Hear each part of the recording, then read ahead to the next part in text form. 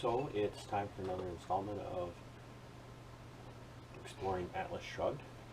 I'm going to apologize ahead of time. I did not plan well, and I misspoke and said that the next time that I did one of these, it was going to be from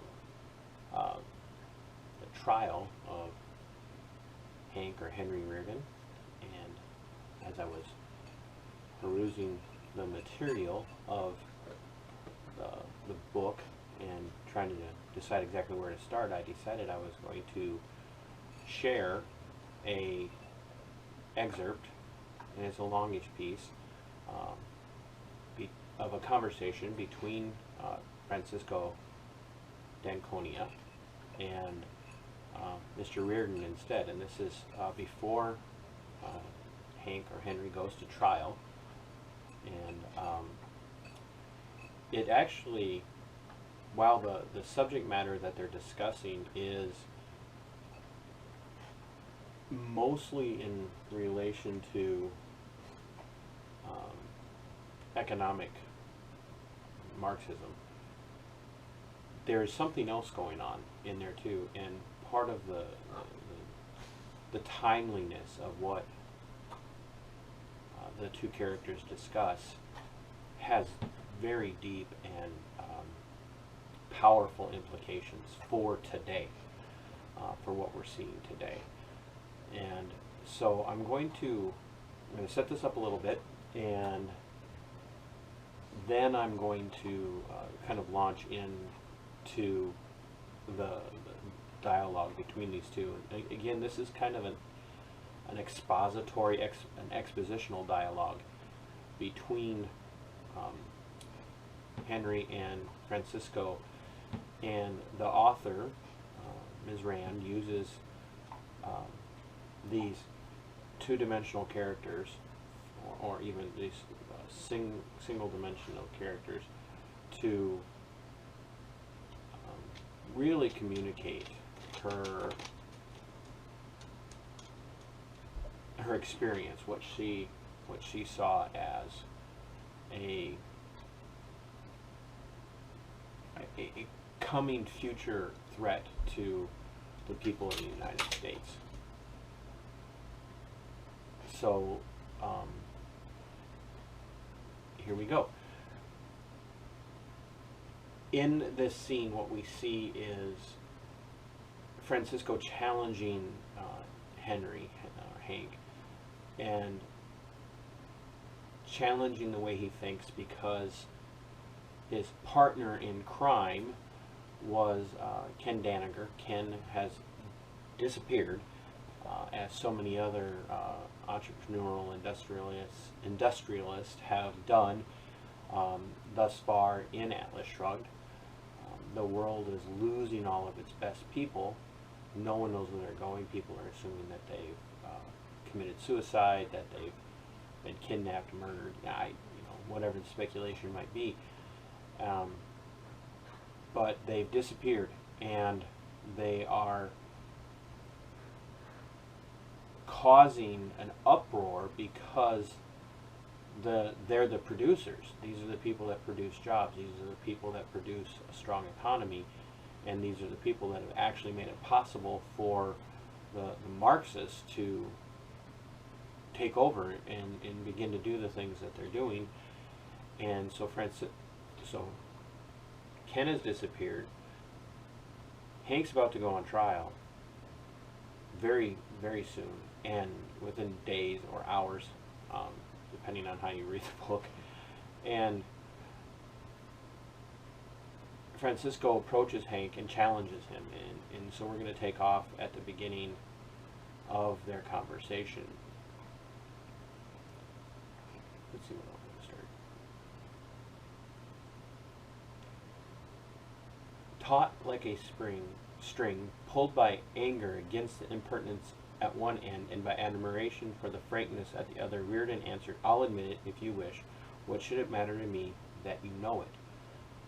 Francisco has accused or stated that he knows that Henry is lonely, and that's why he hasn't left his office tonight, because going home is not going to quench his thirst for companionship.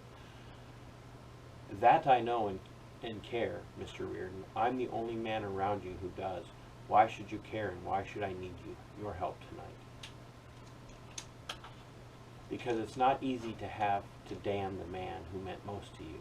I wouldn't damn you if you'd only stay away from me. Francisco's eyes widened a little, and he grinned and said, I was speaking of Mr. Danneger. For an instant, Rearden looked as if he wanted to slap his own face, and then laughed softly and said, all right, sit down. He waited to see what advantage Francisco would take of it now, but Francisco obeyed him in silence with a smile that had an oddly boyish quality, a look of triumph and gratitude together. I don't damn Ken Danneger, said Rearden. You don't? The two words seemed to fall with a similar emphasis. They were pronounced very quietly, almost cautiously, with no remnant of a smile on Francisco's face. No, I don't. Try to prescribe? No, I don't try to prescribe how much a man should have to bear. If he broke, it's not for me to judge him. If he broke. Well, didn't he? Francisco asked. Francisco leaned back. His smile returned. But it was not a happy smile. What will his disappearance do to you? I'll just have to work a little harder, replied Rearden. Francisco looked at a steel bridge traced in black strokes against red steam beyond the window and said, pointing, every one of those girders has a limit to the load it can carry. What's yours? Rearden laughed. Is that what you're afraid of? Is that why you came here? Were you afraid I'd break? Do you want to save me, as Dagny Taggart wanted to save Ken Danneger? She tried to reach him in time, but couldn't. Dagny had rushed out to Ken Danneger's coal mines to meet with him, but it was too late. The destroyer, as she calls him, had gotten to him. She did? I didn't know it. Miss Taggart and I disagree about many things. Don't worry, I'm not going to vanish. Let them all give up and stop working. I won't. I don't know how. I don't know my limit and don't care. All I have to know is that I can't be stopped. Any man can be stopped, Mr. Rearden. How? It's only a matter of knowing a man's motive power. And what is it? You ought to know, Mr. Rearden. You're one of the last moral men left to the world. Rearden chuckled in bitter amusement. I've been called just about everything but that, and you're wrong.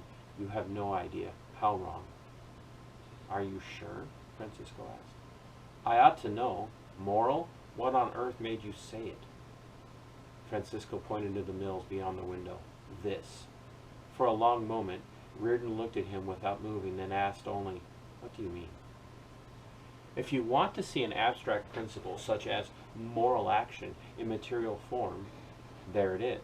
Look at it, Mr. Rearden. Every girder of it, every pipe, wire, and valve was put there by a choice in answer to the question, right or wrong. You had to choose right, and you had to choose the best within your knowledge, the best for your purpose, which was to make steel and then move on and extend the knowledge and do better and still better with your purpose as your standard of value. You had to act on your own judgment. You had to have the capacity to judge, the courage to stand on the verdict of your mind, and the purest, the most ruthless consecration to the rule of doing right, of doing the best, the utmost best possible to you. Nothing could have made you act against your judgment, and you would have rejected as wrong, as evil, any man who attempted to tell you that the best way to heat a furnace was to fill it with ice. Millions of men, an entire nation, were not able to deter you from producing Rearden metal, because you had the knowledge of its superlative value and the power which such knowledge gives. But what I wonder about, Mr. Rearden, is why you live by one code of principles when you deal with nature, and by another when you deal with men.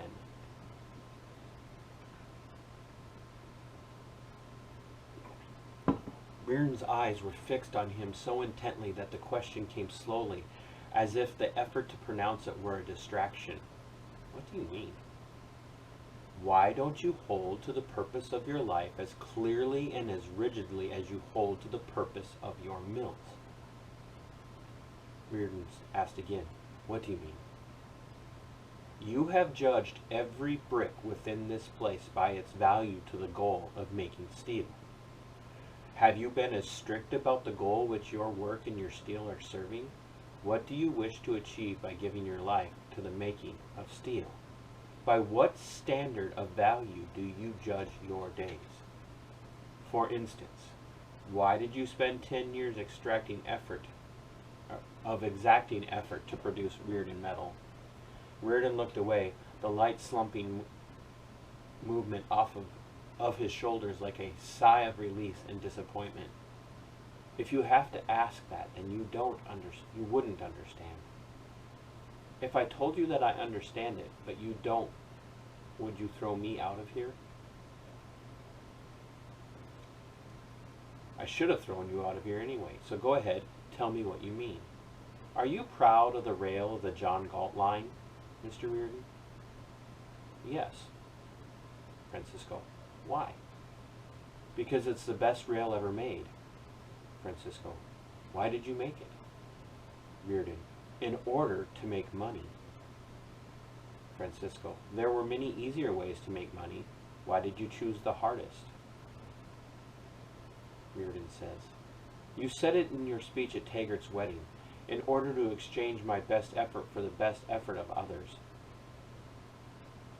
If that was your purpose, have you achieved it? Asked Francisco. A beat of time vanished in a heavy drop of silence. No, said Rearden. Francisco asked, have you made any money? No. When you strain your energy to its utmost in order to produce the best, do you expect to be rewarded for it or punished?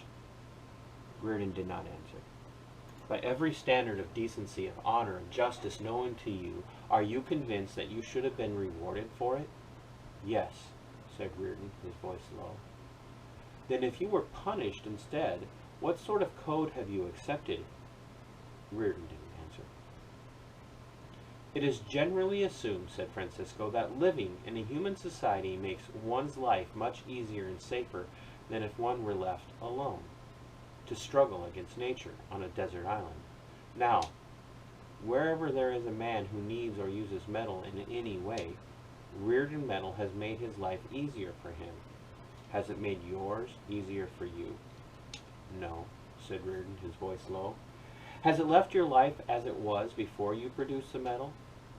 No, said Rearden, the word breaking off as if he had cut short the thought that followed.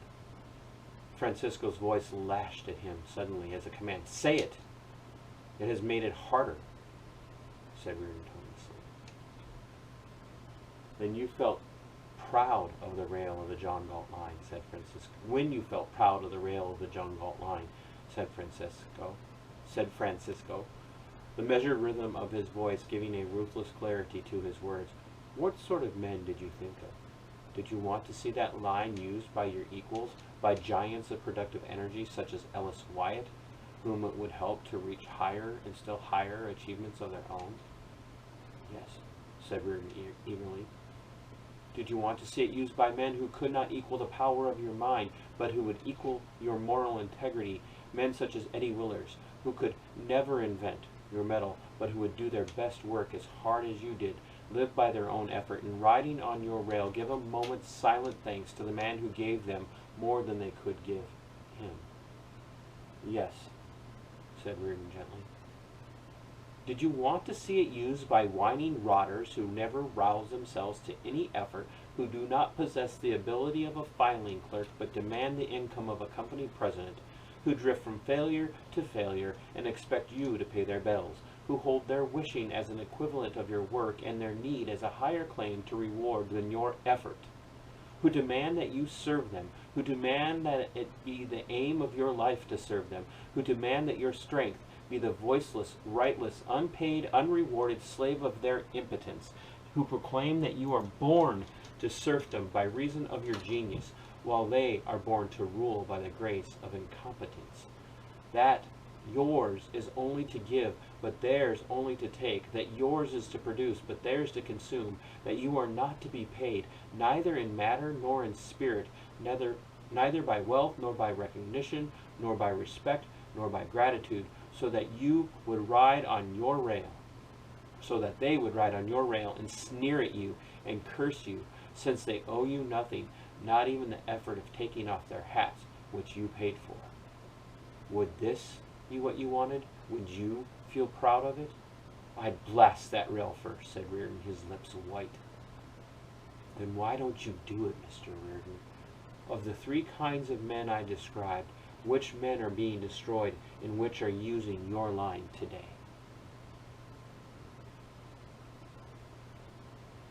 I heard the distant metal heartbeats of the mills through the long thread of silence. What I described last, said Francisco, is any man who proclaims his right to a single penny of another man's effort. Rearden did not answer. He was looking at the reflection of a neon sign on dark windows in the distance. You take pride in setting no limit to your endurance, Mr. Rearden, because you think you are doing right. What if you aren't? What if you're placing your virtue in the service of evil and letting it become a tool for the destruction of everything you love, respect, and admire? Why don't you uphold your own code of values among men as you do among iron smelters? You who won't allow 1% of impurity into an alloy of metal, what have you allowed into your moral code? Rearden sat very still. The words in his mind were like the beat of steps down the trail he had been seeking. The words were the sanction of the victim. You who would not submit to the hardships of nature, but set out to conquer it and place it in the service of your joy and your comfort, to what have you submitted at the hands of men? You who know from your work that one bears punishment only for being wrong, what have you been willing to bear, and for what reason? All of your life you have heard yourself denounced, not for your faults, but for your greatest virtues. Now pay very close attention to this, okay? Pay very close attention to what Francisco says here. What the author, Ms. Rand, says here. So I'm going to go back just one sentence. All of your life you have heard yourself denounced, not for your faults, but for your greatest virtues. You have been hated, not for your mistakes, but for your achievements. You have been scorned for all those qualities of character which are your highest pride. You have been called selfish for the courage of acting on your own judgment and bearing sole responsibility for your own life. You have been called arrogant for your independent mind. You have been called cruel for your unyielding integrity. You have been called antisocial for the vision that made you venture upon undiscovered roads. You have been called ruthless for the strength and self-discipline of your drive to your purpose. You have been called greedy for your magnificence of your power to create wealth. You, who've expended an inconceivable flow of energy, have been called a parasite. You who've created abundance where there had been nothing but wastelands and helpless, starving men before you have been called a robber. You who have kept them all alive have been called an exploiter. You, the purest and most moral man among them, have been sneered at as a vulgar materialist. Have you stopped to ask them, by what right, by what code, by what standard? No, you have borne it all and kept silent. You bowed to their code and you never upheld your own. You knew what exacting morality was, needed to produce a single metal nail, but you let them brand you as immoral. You knew that man needs the strictest code of values to deal with nature, but you thought you needed no such code to deal with them. You left the deadliest weapon in the hands of your enemies, a weapon you never suspected or understood. Their moral code is their weapon. Ask yourself how deeply and in how many terrible ways have you accepted it. Ask yourself, what is it that a code of moral values does to a man's life? And why he can't exist without it? And what happens to him if he accepts the wrong standard by which the evil is the good?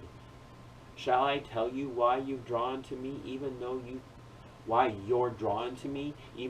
think you ought to damn me? It's because I'm the first man who has given you what the whole world owes you and what you should have demanded of all men before you dealt with them, a moral sanction. Rearden whirled to him, then remained still, with a stillness like a gasp. Francisco leaned forward, as if he were reaching the landing of a dangerous flight, and his eyes were steady, but their glance seemed to tremble with intensity. "You're guilty of a great sin, Mr. Rearden. Much guiltier than they tell you. But not in the way they preach. The worst guilt is to accept and understand guilt and what it is, and that it is what you have been doing all your life. You have been paying blackmail not for your vices, but for your virtues. You have been willing to carry the load of an unearned punishment and to let it grow. The heavier, the greater the virtues you practiced. But your virtues were those which kept men alive. Your own moral code, the one you lived by, but never stated, acknowledged, or defended, was the code that preserves man's existence. If you were punished, what was the nature of those who punished you? Yours was the code of life. What then is theirs? What standard of value lies at its root? What is the ultimate purpose? Do you think that what you're facing is merely a conspiracy to seize your wealth? You, who know the source of wealth, should know it's much more and much worse than that. Did you ask me to name man's motive power? Man's motive power is his moral code. Ask yourself where their code is leading you and what it offers you as your final goal. A viler evil than to murder a man is to sell him suicide as an act of virtue. A viler evil than to throw a man into a sacrificial furnace is to demand that he leap in of his own will and that he build the furnace besides. By their own statement, it is they who need you and have nothing to offer you in return. By their own statement, you must support them because they cannot survive without you. Consider the obscenity of suffering their impotence and their need of you as justification for your torture. Are you willing to accept it? Do you care to purchase at the price of your great endurance, at the price of your agony, the same satisfaction of the needs of your own destroyers? No, cried Mr. Rearden, said Francisco, his voice solemnly calm. If you saw Atlas, the giant who holds the world on his shoulders, if you saw that he stood, blood running down his chest, his knees buckling, his arms trembling, but still trying to hold the world aloft with the last of his strength, and the greater his effort, the heavier the world bore down upon his shoulders, what would you tell him to do? I don't know. What could he do?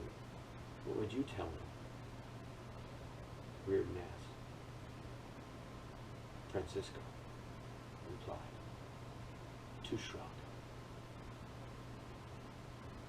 The clatter of the metal came in a flow of irregular sounds without discernible rhythm, not like the action of a mechanism, but as if some conscious impulse were behind every sudden tearing rise that went up and crashed, scattering into the faint moan of gears. The glass of the windows tinkled once in a while. Francisco's eyes were watching Rearden as if he were examining the course of bullets on a battered target. The course was hard to trace. The gaunt figure on the edge of the desk was erect. The cold blue eyes showed nothing but the intensity of a glance fixed upon a great distance. Only the inflexible mouth betrayed a line drawn by pain. Go on, said Rearden with effort. Continue. You haven't finished, have you? I've barely begun. Francisco's voice was hard. Rearden asked, what are you driving at? You'll know it before I'm through, but first I want you to answer a question. If you understand the nature of your burden, how can you? The screamlet of alarm shattered the space beyond the window and shot like a rocket in a long, thin line to the sky. It held for an instant, then fell, then went on in rising, falling spirals of sound, as if fighting for breath against terror to scream loud. It was a shriek of agony, the call for help, the voice of the mills of a wounded body crying to hold its soul. Do you understand what Francisco was telling him? First, note the use of the phrase "by what standard" over and over and over in Ms. Rand's soliloquy here. Francisco is speaking for her. And Francisco is not only speaking for her, Francisco's not only speaking to Mr. Rearden, Ms. Rand is speaking from or through Francisco to Rearden, who is us. What he was describing there was us. Those of us that are sitting here and standing up and saying enough is enough is enough is enough. Talking about us being guilty by reason of moral virtue. Regardless of what your source for your morality is, and I could go into a very long diatribe on what the source of morality is and by what standard. But I don't care where you find your source for morality. What I care about is your moral code and why we adhere to it and are attacked for remaining moral. Because society is changing morality. And those who refuse to bow to the contemporary definition of moral are now the enemy. And that's what Ms. Rand was telling us through the words of Francisco. Rise up, people. Rise up. Don't be a sanctioned victim any longer. Don't be Atlas bearing the weight of the world. Shrug. Shrug.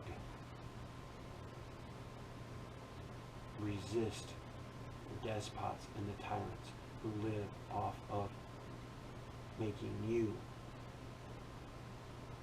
the immoral, wicked person because you dare to stand up for what you believe. Stop capitulating and start vocalizing. Stop taking their sanctions and being made a guilty victim. By what standard? Editing help from the dog.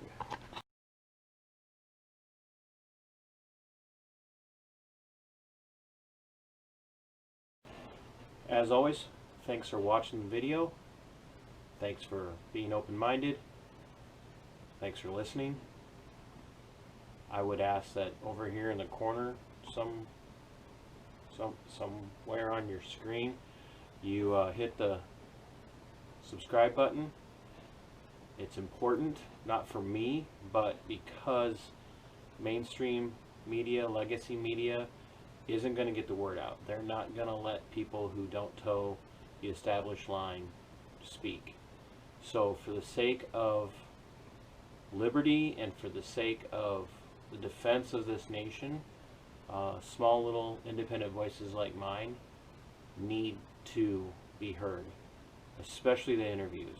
It's got very little to do with my commentary and a lot more to do with the interviews and the people who are affected when liberties are tread on.